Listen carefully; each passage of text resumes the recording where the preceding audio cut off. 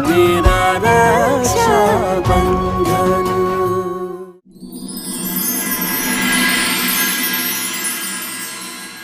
उमेश सिंह की जान तूने ही ली है और उनके बच्चों का क्या हाल किया है वो खुद मैंने अपनी आंखों से हवेली में देखा है। उनकी किस्मत वो नहीं है जो वो जी रहे हैं।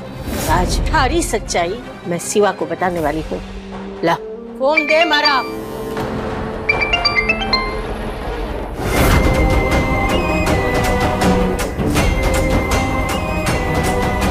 आपके द्वारा मिलाया गया नंबर अभी स्विच ऑफ है। फोन बंद हो गया।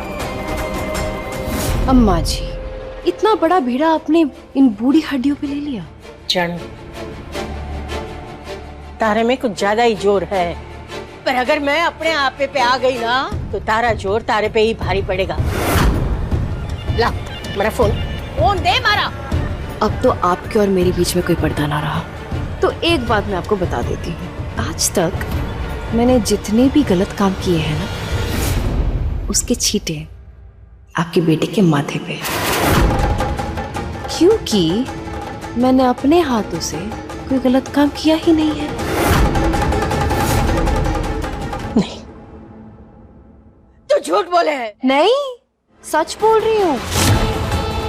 आज तक मैंने जितने भी गलत काम किए हैं ना, उसका कोई पक्का सबूत है ही नहीं, क्योंकि सब मैंने उससे करवाए हैं। अभी कल को पुलिस आके हमें धर भी लेना तो मैं तो 2-4 दिन में जेल से बाहर निकल जाऊंगी, लेकिन आपकी बेटी को फांसी की सजा होगी। तो आप फैसला आपको करना है, बेटी की जान या सच्चाई।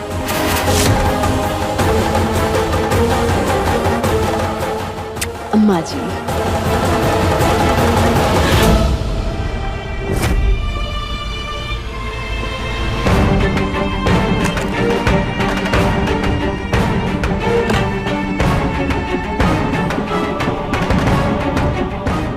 हमारे परिवार के बारे में कौन सा सच जानती हैं दादी साहब?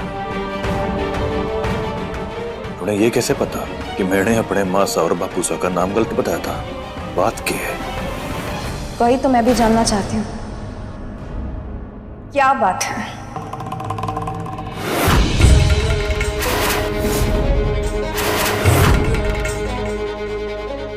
ऐसा किसका कॉल था जिसे सुन के तेरे चेहरे का रंग ही उड़ गया है?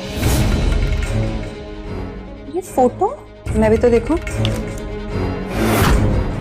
आपका इससे कोई लेना देना ना है। लेना देना तो तेरा भी ना था मेरी जिंदगी से, फिर भी गले पड़ा ना मेरे जिंदगी भर के लिए। उस हिसाब से मेरा पूरा हक है तेरी जिंदगी में दखल लेने का। दिखा फोटो। छोड़ो कनक जी, छोड़ो।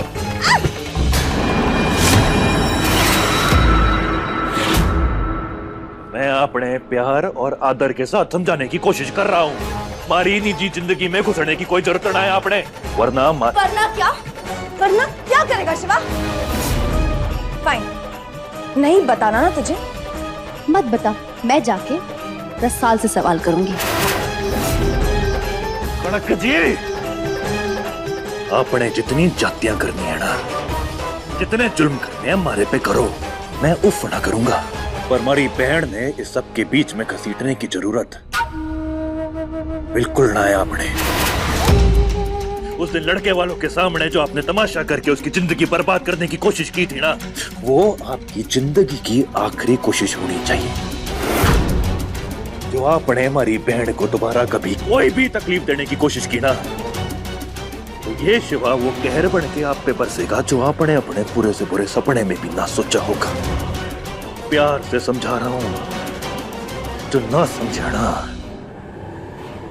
तो समझ लो।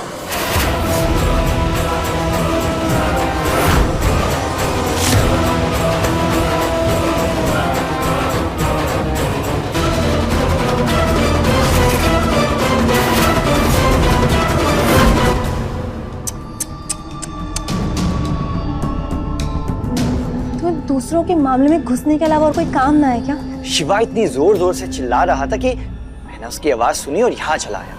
अब देखो, ये बात अच्छी है या बुरी कि मैंने तुम्हारी इंसल्ट होती देखी, ये तो मैं नहीं जानता, लेकिन ऐसा लगता है जैसे वो तुम्हारा मालिक और तुम उसकी नौकर हो। अब यही बात देख लो, तुम्हारे जैसी लड़की एक ऐसे लड़के से डर गई जो तुम्हारे सामने कुछ नहीं है।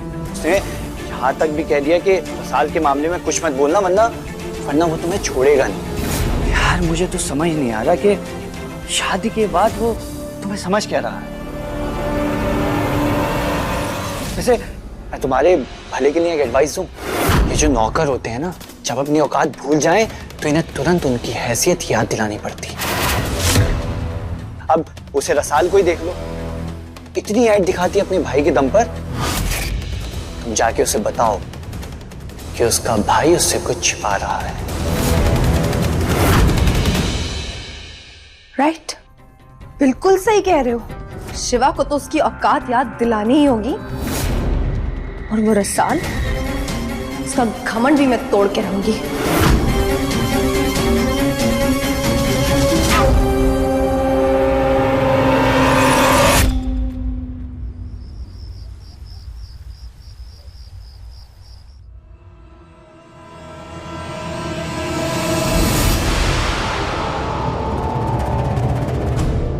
मासा, मासा, ये दिन देखने के लिए थारे को जन्म दिया तो कि तू सब पे जुल्म करे, सबका हक छीने। हाँ, वो चालाक लोमड़ी चकोरी के चक्कर में तूने इतनी बड़ी पाप की गठरी अपने सर पे ली है कि गंगा में डूबोगे ना तो पानी खत्म हो जाएगा, पर तेरी गठरी भीगेगी भी नहीं। मासा, कौन सी गठड़ी, कौन सा पाप क्या किया मैंने, बता तो। कल तिवारी है, जिस दिन वो चकोरी का हाथ थामा था ना, उसी दिन अगर मैंने थारा पैर काट दिया होता ना तो ये दिन देख लो ना पड़तो। अरे मासा के बोल, थारी गंदी जबान से मारे को माँ मत बोल। अरे मर गई थारी माँ। तूने अपने साथ मारे को भी पापी, दोषी, अपराधी बना दिया।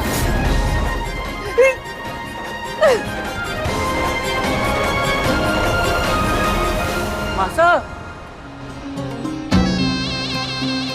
थारी कोई भिड़ंत हुई है क्या मासा से? इतनी क्यों बौखलाई हुई है?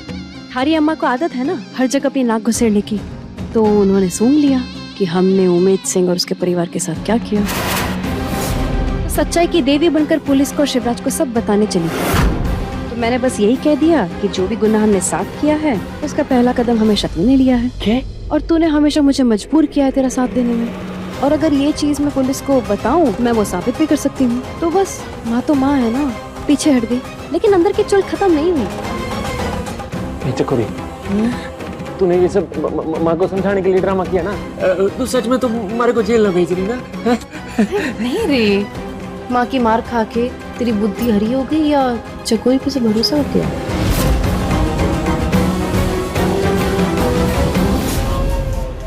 अपने हाथों से बनाया नया कुर्ता जब भाई साहब को दूंगी ना तो भाई साहब खुश हो जाएंगे।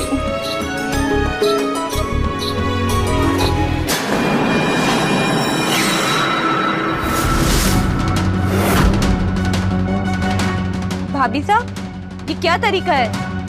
आपने सारी सिलाई उधेड़ दी। अभी तो सिर्फ कुर्ते की सिलाई उधेड़ी है। मुझे चैन तब आएगा जब तेरे और तेरे भाई साहब के रिश्ते को उधेड़ूंगी मैं। क्या मतलब है आपका? वही मतलब बना है।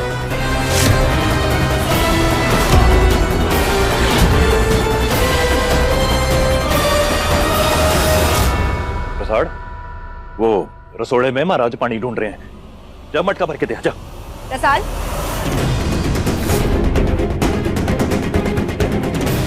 तुझे पता है किसी के दिल में चोर कब होता है? जब वो कुछ छुपा रहा हो, या तो कोई कीमती चीज या फिर कोई राज।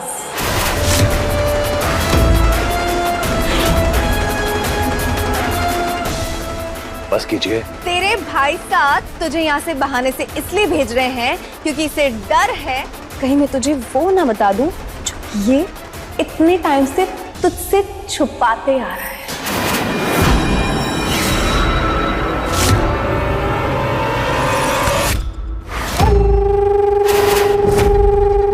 कड़क जी, बहुत अभिमान है ना तुझे रसाल कि तेरा भाई तुझसे कभी कुछ नहीं छुपाता, धोखे में है तू, और ये धोखा तुझे और कोई ना, तेरे अपने भाई सा दे रहे हैं।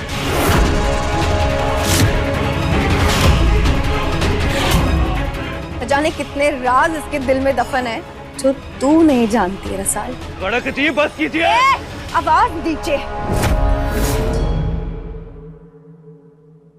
आइंदा ना मुझे डराने की कोशिश करना मत, डरती नहीं हूं तुझसे मैं। रसाल, पूछ अपने भाई सा से दोपहर को ऐसा किसका कॉल था जिसे सुनकर ये इतना परेशान हो गया था कि कोई तस्वीर निकाल के देखने लगा। और जब मैंने पूछा तो मुझ पे गुर्रा के मुझे चुप करा दिया। पर तू तो बहन है ना, तुझसे तो इसे बिल्कुल भी नहीं छुपाना चाहिए। बता शिवा, अपनी बहन को सच बता। कड़क जी, आपके लिए यही बेहतर होगा कि आप चुप हो जाएं। चलिए यहां से। क्यों चुप रहूं मैं? क्योंकि तू बोल रहा है मुझे चुप होने को।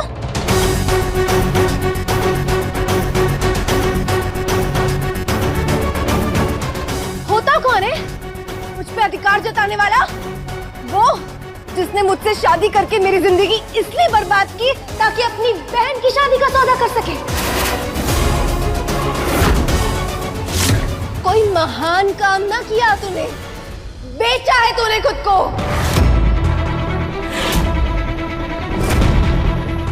क्योंकि तुझे अपनी औकात तो पता है ना, बहुत अच्छे से जानता है तू कि तू तो इस लायक है ही नहीं कि अपनी बहन का ब्याह रचा सके। तू और तेरी ये बहन पता नहीं कौन सी गंदी नाली के कीड़े हो जो आज हमारी इस हवेली के आंगन में बदबू फैला रहे। बदबू।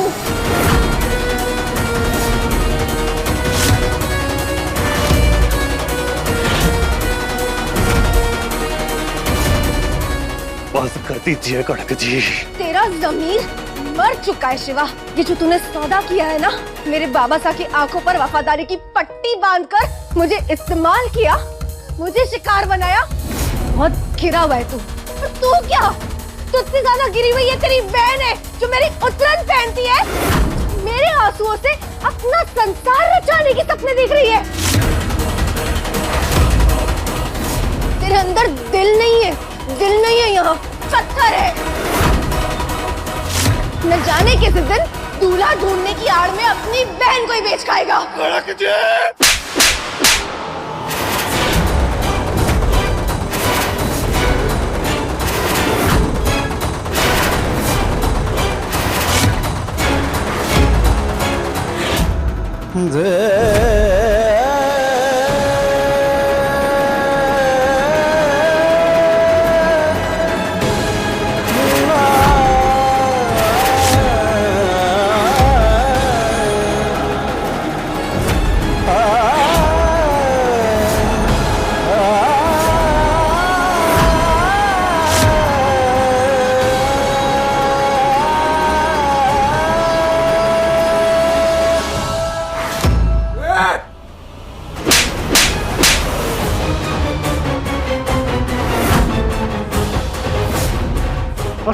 अरे हिम्मत कैसे हुई हमारी बहन को हाथ लगाने की?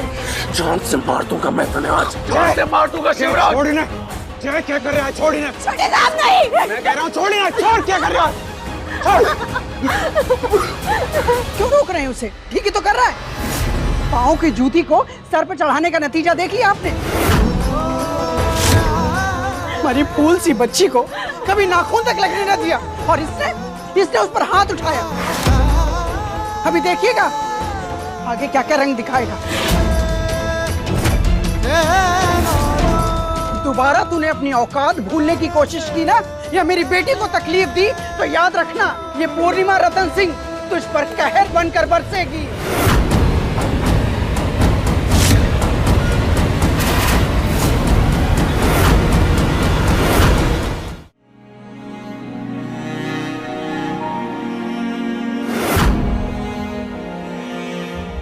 बस मैंने अपने गुस्से को अपने आप पे हावी होने दे दिया और इससे बहुत बड़ी गलती हो गई आज। ना शिवा, माफ कर दो। तने कुछ भी बोलने की जरूरत ना है, मैं समझू। तूने जो किया उसके लिए कणक ने थाने मजबूर किया था।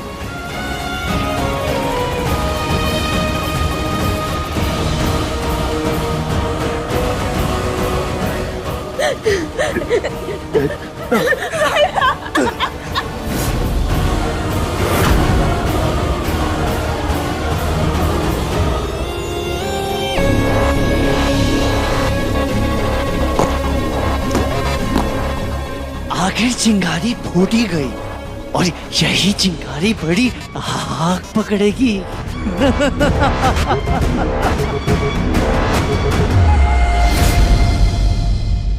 मुझसे शादी करके मेरी जिंदगी इसलिए बर्बाद की ताकि अपनी बहन की शादी का सौदा कर सके। तू और तेरी ये बहन पता नहीं कौन सी गंदी नाली के कीड़े हो जो आज हमारी इस हवेली के आंगन में बदबू फैला रहे। बदबू न जाने किस दिन दूल्हा ढूंढने की आड़ में अपनी बहन को ही बेच खाएगा। क्या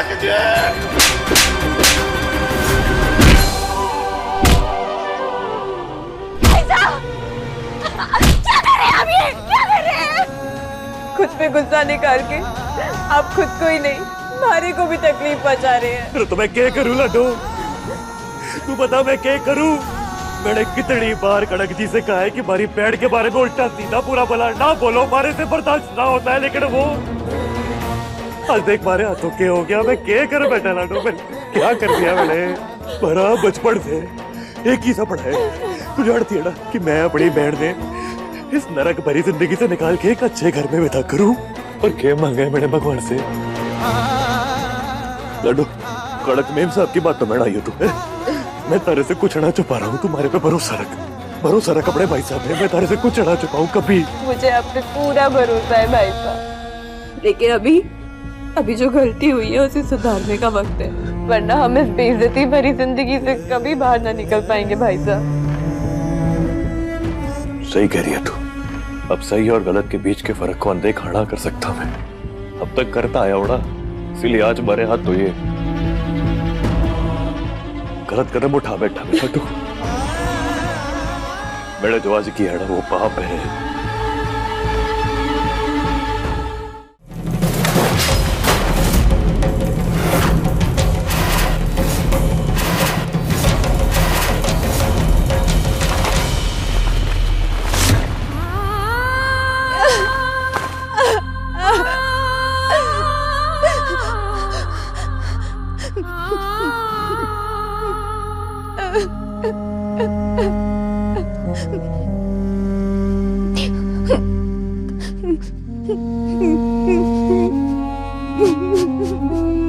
आज जो मैंने किया है माफ कर दीजिए।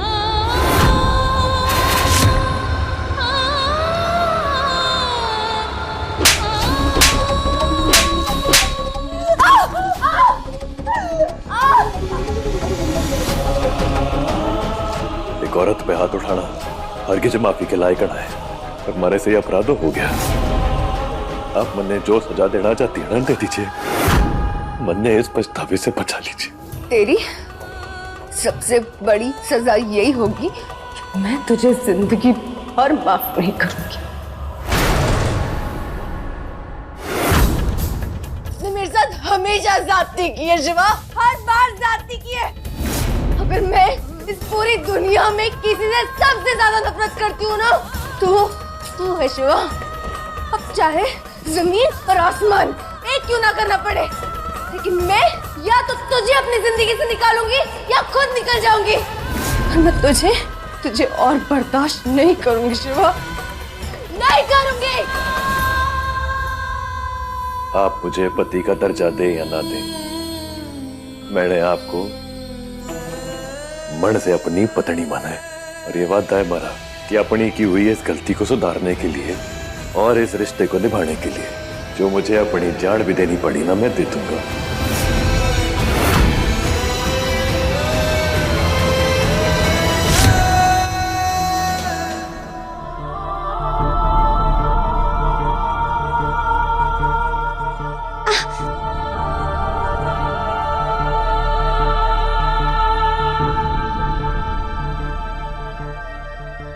चला जा शिवा, तेरी माफी की कोई कीमत ना है मेरी नजरों में।